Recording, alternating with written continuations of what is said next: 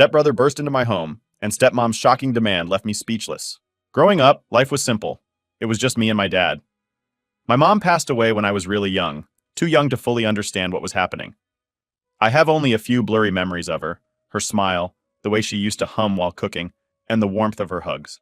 After she was gone, it was just the two of us.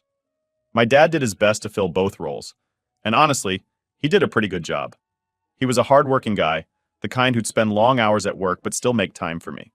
He never missed a school play or a soccer game, and we had our little routines. Friday nights were for takeout and movies, and Sundays meant pancakes and trips to the park. Looking back, those were the good days, even if we didn't have much. Things started to change when I was around 12. That's when my dad met Lisa. I remember the first time he brought her home. He was nervous, like a teenager on his first date. Lisa seemed nice enough at first. She smiled a lot, asked me about school, and even brought cookies. I could tell she was trying, and as much as I missed my mom, I wanted my dad to be happy. For a while, things were okay. When my dad married Lisa, I was about 12. I didn't have much say in the matter, and honestly, I tried to make the best of it. But it quickly became clear that Ethan, Lisa's son, was the golden boy. No matter what he did, it was always brushed under the rug, while I had to toe the line. Ethan was one of those guys who seemed to float through life without a care. He never held down a job for long, constantly flaking out on responsibilities, and Lisa always made excuses for him. "He's just figuring things out," she'd say, or "he'll find his way eventually." Meanwhile, I was expected to be the responsible one, getting good grades, helping around the house, and basically being the opposite of Ethan. It wasn't just about the chores or schoolwork, though. It was the way Lisa treated us differently. If I messed up, even a little, there were consequences.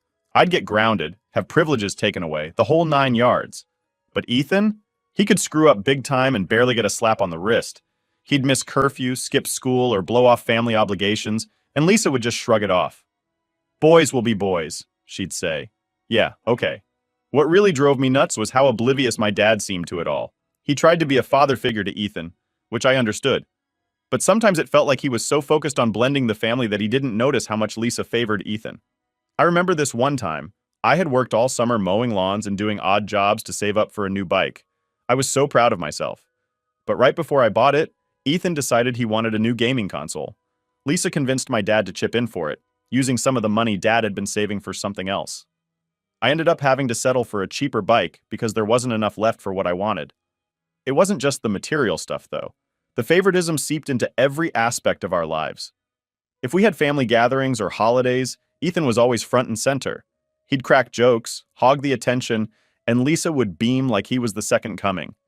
Meanwhile, I'd sit there quietly, knowing that no matter what I did, I'd never be the center of attention like Ethan.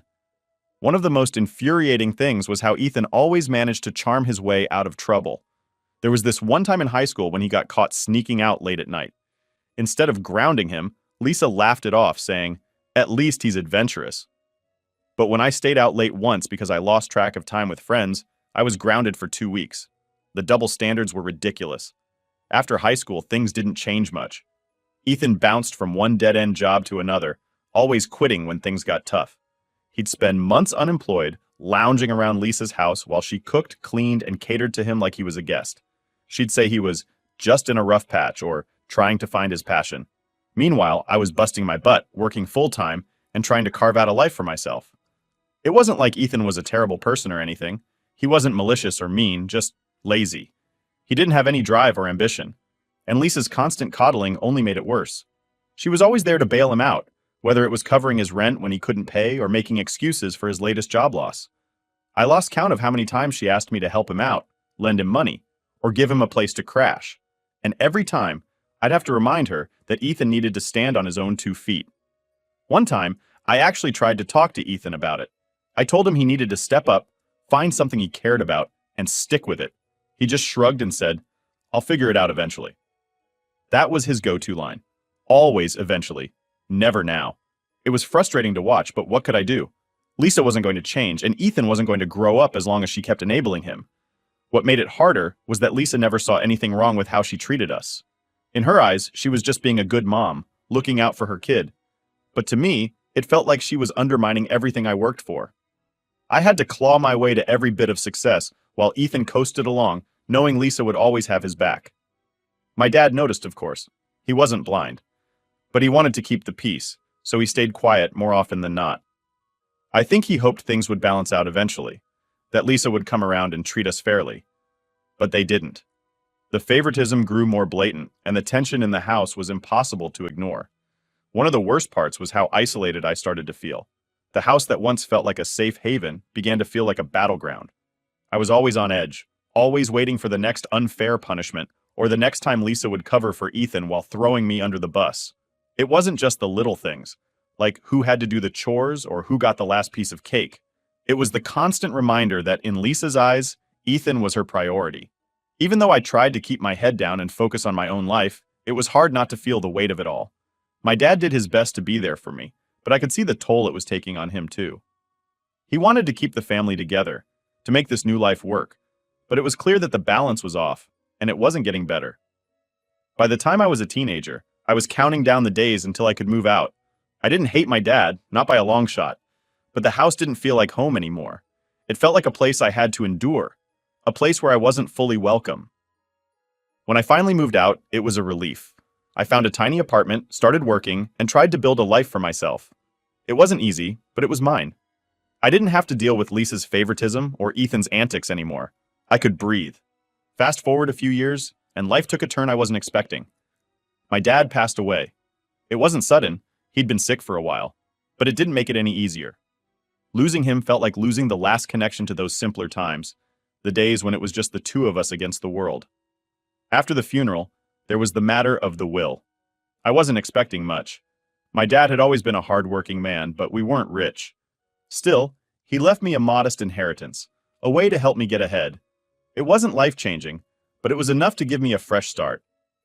With that inheritance, I made a decision. I was tired of just scraping by, of living in cramped apartments, and feeling like I was always one step behind. I wanted more. So I started looking for a place in the city, a place I could finally call my own. It wasn't easy. The city is expensive, and finding the right spot felt like a never-ending process. But after weeks of searching, I found it. A sleek, modern apartment in a great neighborhood. It had everything I wanted: space, light, and a view that made me feel like I was on top of the world. Using part of the inheritance for the down payment, along with my savings and a loan, I made it happen. Moving in felt surreal. For the first time in a long time, I felt like I had control over my life again. This was my space, my fresh start. I thought that with my dad gone and a new home to focus on, I could finally leave the past behind. But as I stood in that new apartment, looking out at the city lights, I couldn't shake the feeling that my fresh start might come with a few strings attached. Little did I know the past wasn't done with me yet. So I was just getting into a groove with my new apartment, finally feeling like I was building a life for myself away from all the family drama. Things were quiet, and I was finally able to breathe a little. But of course, Lisa couldn't let me have that peace for long. One day I got a call from her and she wanted to meet up. She didn't say much over the phone, just that it was important and we needed to talk in person. I figured, okay, maybe she finally accepted that I wasn't going to take Ethan in, and she just wanted to hash things out one last time. I wasn't thrilled about meeting her, but I agreed. I thought it'd be easier to get it over with face to face. We arranged to meet at this cafe near my place. It was a nice spot, one of those places with decent coffee and a relaxed vibe. I got there a bit early, grabbed a table by the window, and waited. Lisa walked in about 10 minutes later, but she wasn't alone. Behind her was Ethan, and honestly, I felt my stomach drop. This wasn't going to be a simple chat. Lisa sat down first, giving me this tight smile like she was trying to play nice, but it was clear she had an agenda. Ethan slid into the seat next to her, looking as uninterested as ever. The moment they were both settled, Lisa launched right in. "Thanks for meeting with us," she started, like we were at some kind of business meeting.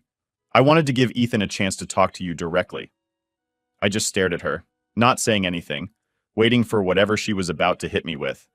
Ethan, of course, didn't say a word at first. He just sat there, picking at the sleeve of his hoodie, avoiding eye contact. It was Lisa who kept the conversation going. "Look, Ethan's in a tough spot right now," she said, leaning in a little like she was about to share some big secret. "He really needs a place to stay, and your family. I just don't understand why you're being so stubborn about this." I could feel my frustration building. "Lisa," I said, keeping my voice as calm as I could, "we've been over this. I can't take Ethan in. I've got my own life to manage, and I can't have him crashing at my place. Before Lisa could respond, Ethan finally spoke up. It's just for a little while, he muttered, not even looking at me. I'll get back on my feet, I promise. That was rich coming from him. I'd heard that promise before, and it never meant anything. I sighed, rubbing my temples. Ethan, I've got nothing against you personally, but this isn't about just giving you a place to crash. You need to figure things out, man. You can't keep relying on other people to bail you out. Lisa jumped in again, her tone getting sharper. You know, your father would have wanted you to help. He always believed in family, and I can't believe you're turning your back on us. That hit a nerve. Bringing Dad into it was a low blow, and she knew it, but I wasn't about to back down. My dad also believed in working hard and standing on your own 2 feet, I shot back. I've worked my ass off to get where I am, and I'm not about to throw that away because you think I owe Ethan something. Things got heated after that. Lisa started going on about how Ethan had no one else, how I was being selfish, and how I was letting the family down. Ethan just sat there, looking like he'd rather be anywhere else, which honestly pissed me off even more. If he wanted help, he could at least look like he cared about the conversation. At some point, Lisa dropped the bombshell she'd clearly been saving for the right moment. If you don't help, I'll have to take legal action, she said, her voice cold. You used part of the inheritance for that apartment, and technically Ethan has a claim. That was it. I felt my blood pressure spike. Are you serious right now? I snapped. You're really going to drag this into court just to force me to take Ethan in? Lisa didn't even flinch. I'm just doing what's best for my son, she said, like it was the most reasonable thing in the world. I couldn't believe it. She was willing to wreck our already strained relationship just to push this on me. I stood up, grabbing my jacket. You know what, Lisa? If that's how you want to play it, fine. Do what you have to do, but don't expect me to roll over and let you walk all over me. With that, I walked out of the cafe, leaving them sitting there. I was fuming. I couldn't believe the lengths Lisa was willing to go to. The whole thing felt like a setup from the start, like they'd planned this ambush together. And the worst part? I knew this wasn't the end of it. Lisa wasn't going to give up that easily, and Ethan was going to ride this out as long as he could. On my way home, I couldn't help but replay the whole conversation in my head, thinking about all the ways I could have handled it differently. But deep down, I knew there was no winning with Lisa. She'd always find a way to twist things to her advantage. By the time I got back to my apartment, I was exhausted, both mentally and emotionally. I dropped onto the couch, staring out the window at the city lights, trying to figure out what my next move would be. One thing was clear, though. This fight was far from over. After that ambush at the cafe, I thought maybe, just maybe, Lisa would take the hint and back off. But nope. A couple of days later, I got an email from my dad's old attorney. It was one of those "we need to talk" kind of emails that never means anything good. I figured Lisa must have stirred something up, but I didn't expect what came next. The attorney, Mr. Davis, asked me to come by his office to discuss an important matter regarding your late father's estate. The whole thing felt off. My dad's estate had been settled ages ago, or so I thought, but I showed up anyway, more out of curiosity than anything else. When I got to Davis's office, he wasted no time getting to the point. Michael, he said, your stepmother has raised concerns about the use of inheritance funds for your apartment. She's suggesting that legally, your stepbrother has a right to the property. I almost laughed. Are you serious? Lisa's really trying to pull that? I asked, trying to keep my cool. Davis nodded, looking all serious. She's claiming that since part of the apartment was purchased using inheritance money, Ethan has a stake in it. If this goes to court, there's a chance a judge might agree. Now, I'm no lawyer, but even I could see how ridiculous this sounded. Davis, come on. The inheritance was split between us, fair and square. I used my share along with my own savings and a loan to buy the place. Ethan got his share too. What he did with it is his business. That's true, Davis said, leaning back in his chair. But the law can be tricky when it comes to family disputes. Lisa's argument is weak, but if she pushes hard enough, it could become a headache. Great. Just what I needed. A legal headache, courtesy of Lisa. I left the office feeling like I'd been sucker punched. I couldn't believe she was willing to drag this mess into court, all because I refused to let Ethan crash at my place. That night, I couldn't stop thinking about it. Lisa had always been manipulative, but this was a new low. She was really going to play dirty. I decided it was time to fight back. The next morning, I called up a lawyer I'd been recommended by a friend, someone who specialized in estate disputes. If Lisa wanted a fight, I wasn't going to roll over. When I met with my new lawyer, Sarah, she was quick to get down to business. Michael, do you have any documentation of how the apartment was paid for? She asked. Yeah, I've got all the receipts, bank statements, everything, I said. The inheritance only covered about 10% of the cost. The rest was my savings and a loan. Sarah nodded, looking satisfied. Good. That's going to help. But we need to dig a little deeper. I want to make sure there are no surprises. Surprises. That word stuck with me. With Lisa, there were always surprises. And sure enough, it didn't take long for one to pop up. A week later, Sarah called me into her office.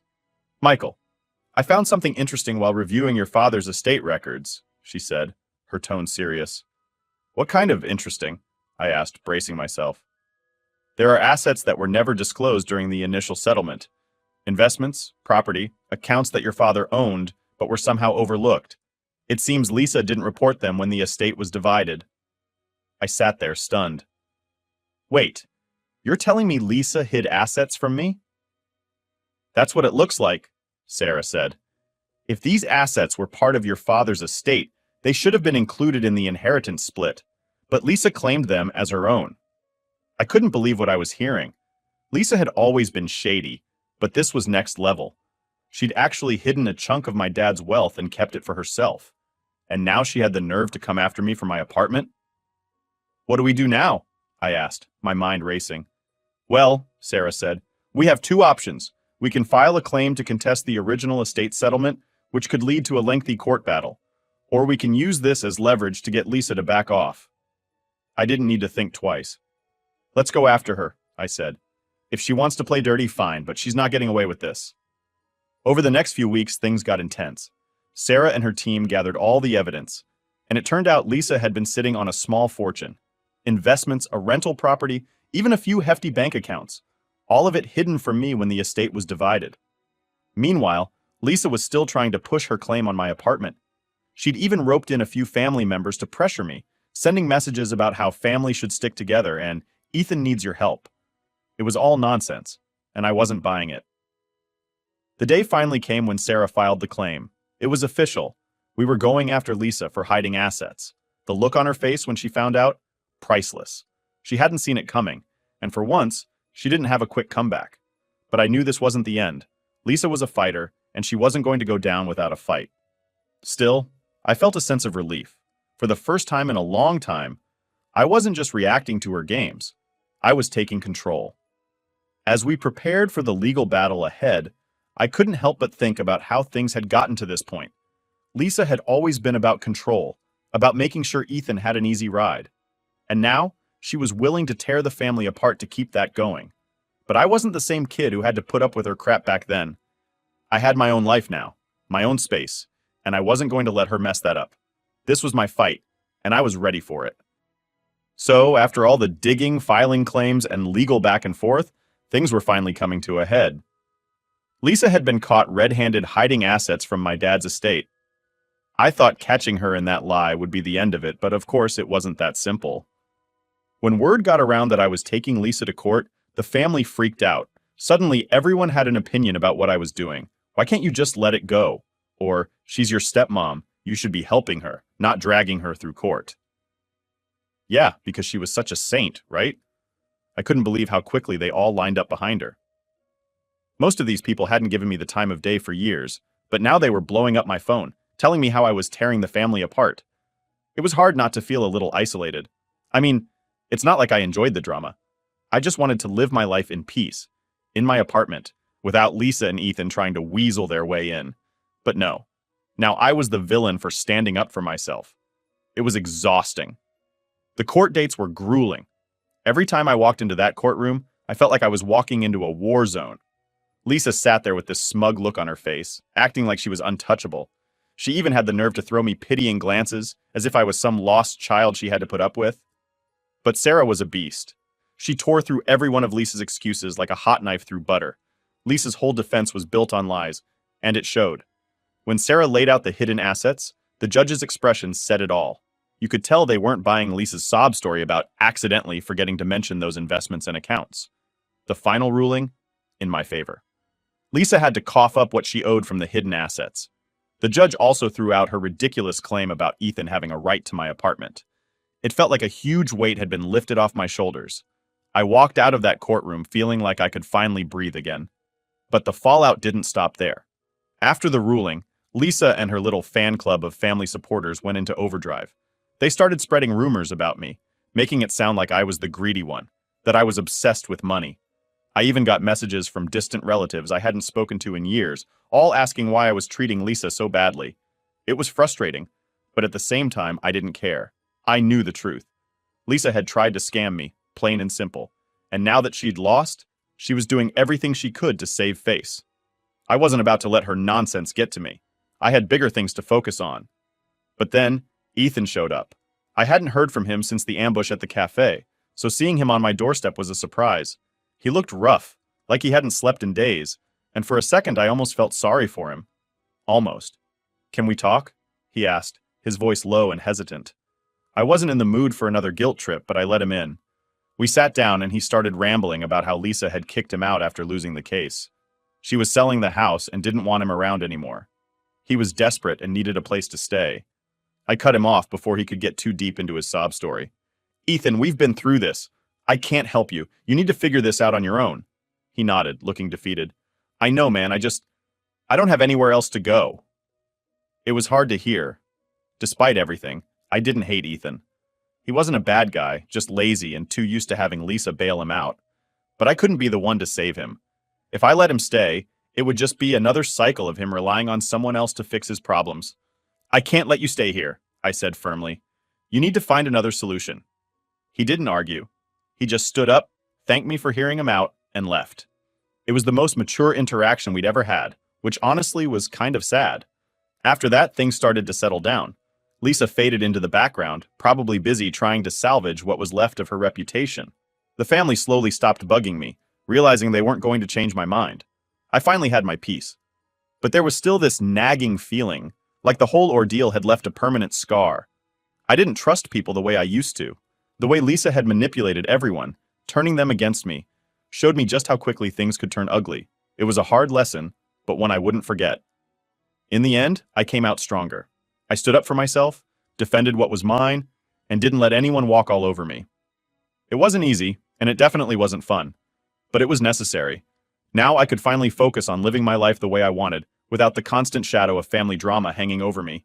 And as for Ethan, I don't know where he ended up, but I hope he figured things out. Maybe getting cut off was the wake-up call he needed. Or maybe not. Either way, it wasn't my responsibility anymore. I had done my part, and now it was time to move on. Update. It had been a few months since the court ruled in my favor, and for the first time in what felt like forever, my life was calm. No constant phone calls from Lisa, no guilt trips, no unexpected visits. I had finally settled into a routine, focusing on myself and my new life in the city. The weight of all the family drama was starting to lift, but as life often reminds us, peace is rarely permanent. One evening, I was lounging on the couch halfway through a movie when my phone buzzed. At first, I thought it was just another spam call or notification, but when I checked the screen, I saw her name, Lisa. My first instinct was to ignore it. After everything she put me through, what could she possibly want now? But something in me, maybe curiosity, or just the lingering sense of duty, made me pick up. "Hello?" I answered, keeping my voice neutral. There was a pause on the other end, and then her voice came through, softer than I'd ever heard it. "Michael, it's me." "I know," I replied a bit coldly. "What do you want, Lisa?" Another pause. This wasn't the usual confident, manipulative Lisa I was used to. She sounded defeated. I need your help," she finally said. I let out a sigh. Of course she needed help. She always needed help. "Help with what?"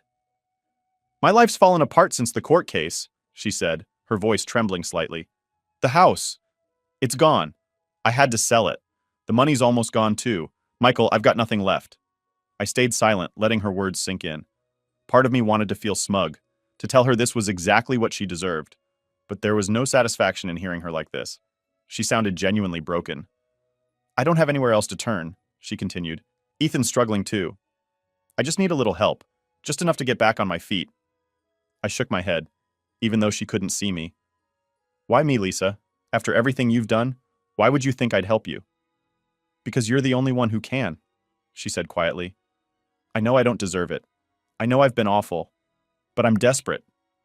There it was. The admission I never thought I'd hear from her. Lisa, admitting she'd been wrong, even if it was just a little. It didn't erase the years of manipulation and the constant scheming, but it was something.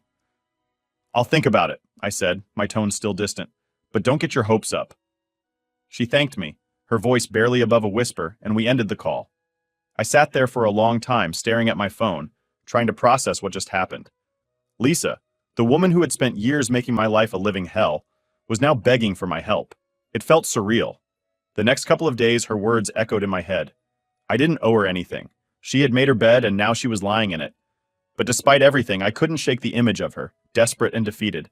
I wasn't sure if it was pity or just a lingering sense of responsibility, but I couldn't completely turn my back on her. After some thinking, I made my decision.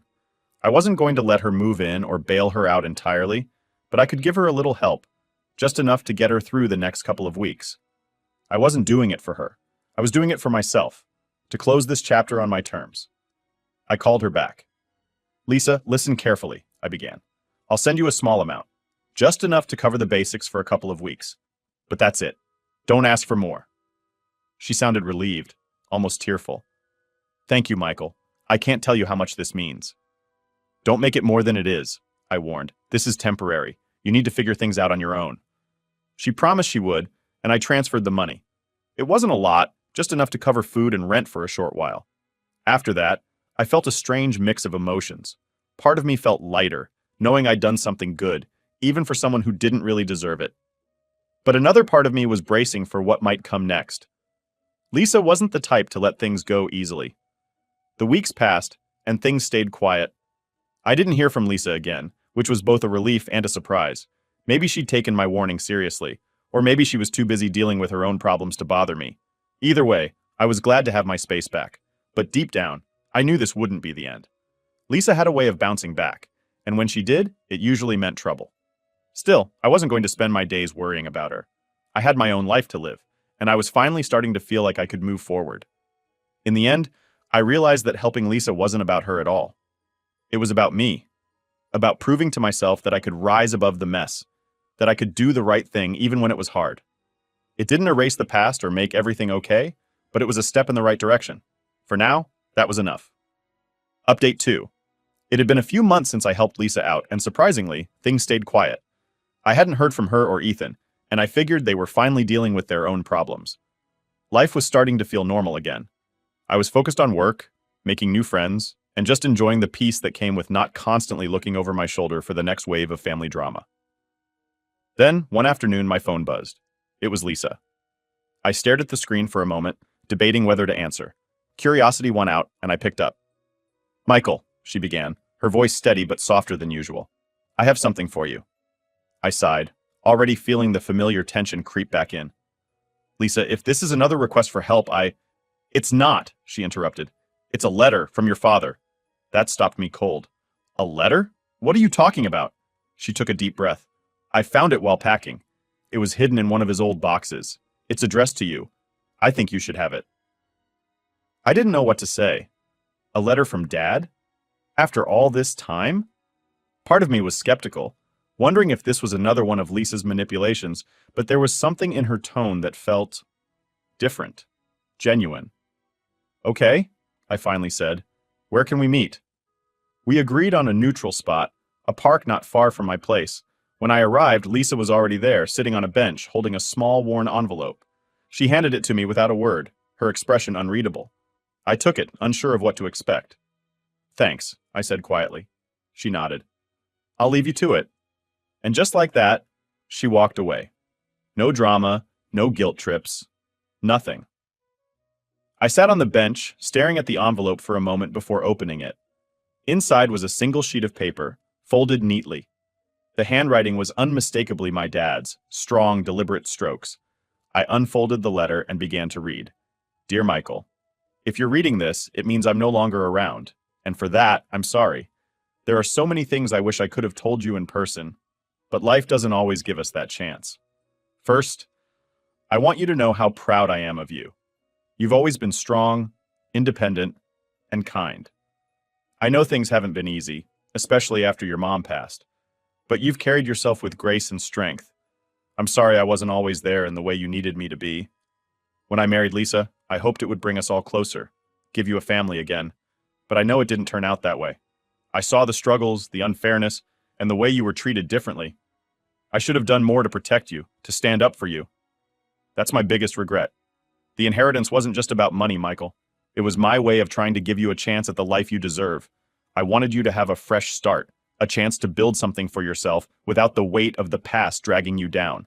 I knew Lisa would look after Ethan, but you needed someone to look after you too. I hope the money helped, but more than that, I hope you find peace. I hope you forgive me for the times I failed you. And I hope someday you'll find it in your heart to forgive Lisa. She's not perfect, but she tried in her own way. Take care of yourself, son. Live a life that makes you happy. That's all I ever wanted for you. With love, Dad. By the time I finished reading, my hands were trembling. The letter hit me harder than I expected. All the emotions I'd buried, the anger, the sadness, the longing, they all came rushing back at once. I sat there for a long time, just processing everything. My dad knew. He knew how hard it had been for me, and he regretted not doing more. That acknowledgement, even years later, meant more than I could put into words. And Lisa? She had held on to this letter, kept it hidden until now.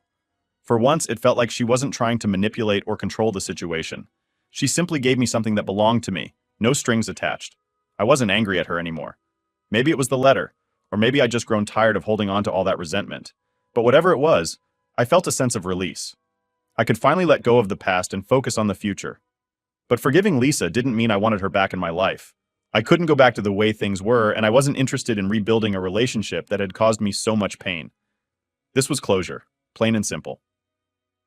Later that evening, as I sat in my apartment, the letter resting on the table in front of me, I felt a strange sense of peace. My dad's words had given me something I didn't even realize I needed: permission to move on. Lisa might still reach out from time to time, and maybe Ethan would pop up again, but I knew where I stood now. I didn't owe them anything, but I didn't have to carry the weight of our shared past anymore either. I folded the letter carefully and placed it in a drawer. It was a part of my story, a reminder of where I came from, but it didn't define where I was going. For the first time in a long time, I felt like I could truly move forward, and that was enough.